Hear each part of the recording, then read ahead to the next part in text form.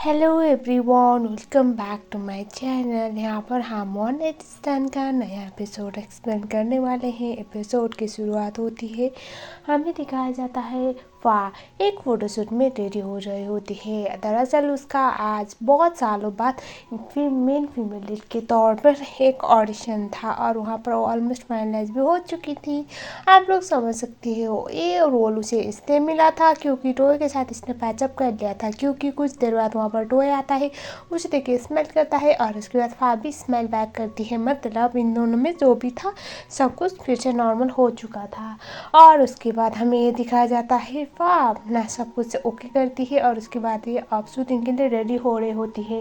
और उसके बाद जब वो ड्रेस चेंज करने के लिए जा रही थी तो वहाँ पर क्वीन के साइज के ड्रेस उसे मिल रहे होते हैं, क्योंकि ये सारे जो ड्रेसेस थे पहले तो नहीं बल्कि क्वीन फीमेल लीड बनने वाली थी उसके मरने से पहले। और उसके बाद हमें ये दिखाया जाता है जो फा थी वो बोलते हैं कोई बात नहीं, वो मेरी फ्रेंड थी, मैं मैनेज कर लूँगी। लेकिन मुझे ये चीज़ इतना ज़्यादा अच्छा नहीं लग रहा था। मतलब कौन चाहेगा वो हर बार हर चीज़ में क्वीन से कंपेयर हो। और उसके बाद एक फ्लैशबैक दिखाया जाता है जहाँ पर फा 5 साल पहले बहुत अच्छी एक्ट्रेस होने के लिए मेहनत कर रही थी। मतलब उसका स्ट्रगलिंग टाइम जहाँ पर वो कुछ ऐसे ऐड करती थी और छोटे छोटे ड्रामे किया करती थी, जहाँ पर उसे थोड़ा थोड़ा पॉपुलैरिटी मिलना स्टार्ट हो चुका था जब क्वीन एग्जिस्ट नहीं करती थी। और उसके बाद वो क्लासेस भी लेती थी, क्लासेस में भी उसके अच्छे खासे मार्क्स आया करते थे और जिस बात की वजह से टीचर उसको बहुत ज़्यादा सपोर्ट किया करती थी। और उसके बाद बाकी वहाँ पर जितने भी क्लास में कम मार्क्स लाने वाली लड़कियाँ थी उनको डांट रही थी कि तुम्हें तो फास्ट ही सीखना चाहिए, तुम लोगों से तो इतना भी नहीं होता, ये सब कुछ मैनेज कर रही है और तुम लोग देखो बेशर्मों की तरह पास भी नहीं हो पा रहे हो, क्लास टेस्ट में बोल के डांट रही होती है। किसी को भी अभी फाका ये सब कुछ इतना इम्प्रूव करना पसंद नहीं आ रहा था, नहीं जम रहा था। और उसके बाद इवन ये लोग हमेशा फा के बारे में बुरी बुरी चीज़ें बोला करते थे, ये बोलते हुए कि ये तो ऐसे प्रोफेसर के साथ कुछ करके मतलब कुछ गलत सलत करके वो मार्क्स ला पा रही है। मतलब आप लोग समझ जाओ वही जो मैं यहाँ पर बोल नहीं पाऊँगी। तो यही सब कुछ बोल के हमेशा फा को ऐसे बुली किया करते थे। उसके बारे में ऐसे 2-4 बातें तो बनती रहती थी। फा परेशान थी, उसे फ़र्क नहीं पड़ता था। एक दिन हद तो तब हो जाती है जब जो फा थी उसको वहाँ पर जो लड़कियाँ बुली वाला टीम था वो आके फा को बहुत परेशान करने लगती है। वॉशरूम में उससे ऐसे प्लास्टिक से उसका मुंह बांधा जाता है, हाथ बांधा जाता है और उसके बाद उसे यहीं पर छोड़ा जाता है। बेचारी बहुत परेशान हो जाती है। और उसके बाद हमें ये दिखाया जाता है तभी वहाँ पर एंट्री लेती है क्वीन। क्वीन मतलब जब वो सीधी साधी सुई से क्वीन थी वो वाला मोमेंट। और उसके बाद वो एक चाकू लेके आई थी। फा तो पहले तो डर गई कि कहीं ये भी मुझे हार्म करने तो नहीं आई, लेकिन बाद में क्वीन बोलती है डरो मत, मैं तुम्हें यहाँ से निकालने आई हूँ। और उसके बाद उसके रस्सी को खोलती है और वो बोलती है तुम ठीक हो। फा बोलती है हाँ। और उसके बाद वो डरी रही थी, मतलब वो सहमी हुई सी फा थी। और इसके बाद क्वीन बोलती है डोंट वरी, ये लोग तो ऐसे ही हैं। और उसके बाद वो उसे बाहर निकालती है और उसके बाद वो अपना नाम बताती है। उसका नाम था क्वीन। तब तक वो अपना नाम क्वीन रख चुकी थी। अब तक ये नहीं पता क्वीन का असली नाम क्या है, वो तो हमें बाद में ही पता चलेगा। और उसके बाद वो उसे बोलती है इनका काम ही है हमेशा वो दूसरों से जलते हैं, दूसरों की कामयाबी से जलते हैं, खुद तो पढ़ाई वढ़ाई नहीं करनी, लेकिन अगर कोई भी स्टूडेंट इनसे ब्राइट होना तो उनसे बर्दाश्त नहीं होता। और उसके बाद क्वीन बोलती है क्या तुम्हें बदला लेना है? ये सुनने के बाद फा बोलती है सॉरी। तभी वो बोलती है इतना ज़्यादा फॉर्मल मत बनो, मुझे बस ये जानना है कि क्या तुम्हें बदला नहीं देना? इतना ज़्यादा बदतमीजी की तुमसे इन लोगों ने, अगर तुम्हें बदला लेना है तो मैं तुम्हारी मदद कर सकती हूँ। ये सुनने के बाद फा बोलती है पर तुम मेरी मदद क्यों करोगी? ये सुनने के बाद क्वीन बोलती है ऑब्वियस है, मुझे तुमसे दोस्ती करना है और मैं तुम्हारी दोस्ती को साबित करने के लिए, तुम्हारे साथ लोयल साबित करने के लिए मैं ये कर दूंगी, लेकिन मैं अकेले नहीं, तुम्हें भी साथ में करना पड़ेगा। वो बोलती कि ये हो पाएगा ना, मैं कोई प्रॉब्लम में फंसना नहीं चाहती। ये सुनने के बाद जो क्वीन थी वो बोलती है डोंट वरी, तुम्हें पता भी नहीं चलेगा और किस तरह से हम इनसे बदला लेंगे।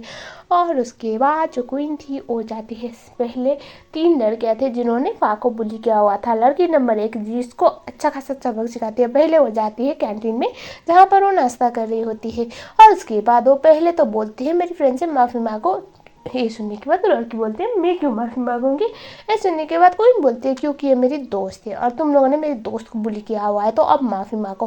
वो तो साफ साफ मना करती है ऑब्वियसली। अब वो ऐसे क्यों बोलती कि हाँ हाँ आई एम सॉरी, ऐसा तो बोलने वाली बिल्कुल भी नहीं थी। और उसके बाद वो उसके सर पर वो नाश्ता मतलब वो चाउमीन खा रही थी और वो चाउमीन उसके सर पर फेंकती है और उसके बाद बहुत बुरी तरह से तमाचा लगाती है। बुली नंबर 2 जिसका अच्छा खासा वॉशरूम में पोपट बन जाता है। मतलब जिस तरह से इन लोगों ने फा को बांध के रखा हुआ था इसी तरह से क्वीन और फा दोनों मिलके उसको भी बांध देते हैं। और उसके बाद वो उसे ये बोलते हैं आज के बाद हमसे पंगा मत लेना। क्वीन तो साफ साफ बोलती है ए मेरी बेस्ट फ्रेंड है, अगर इसको किसी ने हाथ भी लगाया ना मैं किसी को नहीं छोड़ूंगी बोलते हैं। दो बुली को ये सब होने के बाद तो अब तीसरी बुली तो ऐसे लाइन पे आ गए। मतलब अब ऐसा होता है ना कि खुद की जान बचाना ही बेटर लगा तो उसे सबके सामने फाक के सामने उसे माफ़ी मांगनी पड़ती है, वो भी घुटने में बैठकर। और इस तरह से क्वीन और फा में दोस्ती स्टार्ट हुई थी। हाँ, आपको तो याद ही होगा गेल से पहले फा क्वीन की दोस्त थी, तो उसके बाद ये दोनों काफ़ी अच्छे दोस्त बनने लगे थे। और यही सारी चीज़ जो फा थी वो याद कर रही होती है। और उसके बाद वो बोलती है डोंट वरी मैं मैनेज कर लूँगी। वो अपने कपड़े चेंज करने लग जाती है।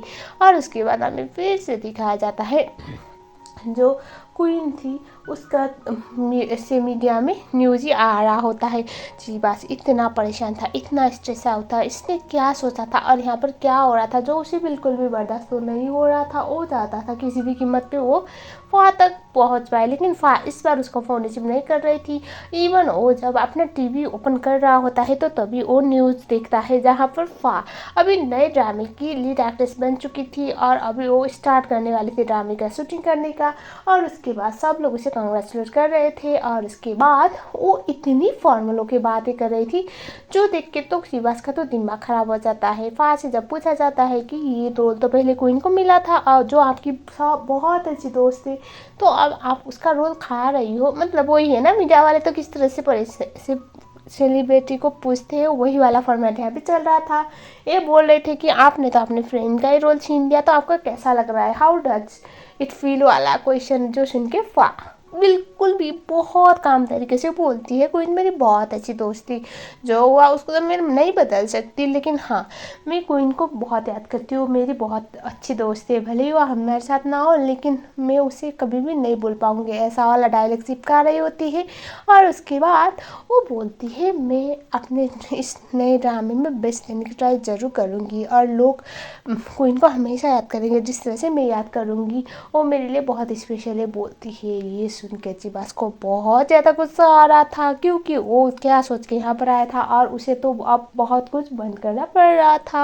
अगले सीन में दिखाया जाता है गेल चली जाती है उस पुलिस ऑफिसर वाली लेडी से मिलने के लिए जहाँ पर वो सारा सच बताती है। और उसके बाद वो बोलती है मैं इमरिश लेके दे दूँगी आपको, मुझे हेल्प करना चाहिए। ये सुनने के बाद वो लड़ी बोलती है तुम्हारे पास क्या एविडेंस है। तभी गेल बोलती है मेरे पास क्वीन के साथ किए हुए कुछ मैसेज है, उसने बोला हुआ है अगर मैं उसके कहने के हिसाब से काम करूँगी तो वो मुझे एविडेंस दे देगी।